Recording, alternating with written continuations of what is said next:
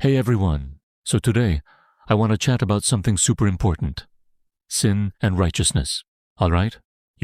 When people don't really get what sin is, they just kind of think of it as part of their everyday life. It becomes this habit, right? And if you're stuck in that mindset, you might not even realize you're doing something wrong. Some folks see sin as just a normal part of living, especially when they're faced with tough choices in life, like work, money, or even religion. A lot of times, people struggle to tell the difference between what's right and what's wrong. They usually think that if something harms them, it's a sin. If it hurts someone else, that's a sin too. But if they're doing something that seems beneficial, they might see that as good. But here's the thing. Sin and righteousness aren't just about how we feel about our actions. God, the creator of everything, like the earth and the universe, has set some standards. If we don't follow those, that's considered a sin.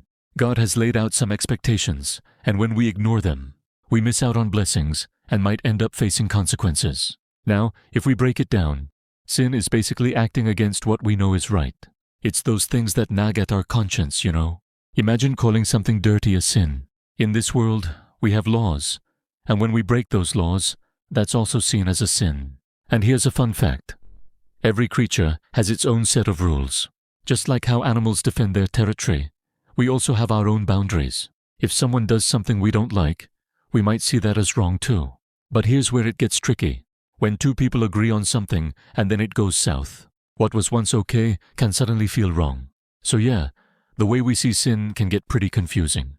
A lot of times, people, like politicians and others, are quick to point fingers and call each other sinners. But really, we should be looking at things through God's perspective. The laws of this world can vary from person to person, and while something might not seem like a sin to God, it could still be a problem according to human laws. For example, in a relationship, if two people are in love and then they fight, one might say they don't love the other anymore. If they accuse each other of being wrong, that's a whole mess. But in God's eyes, it's the one who changes their feelings that might be in the wrong.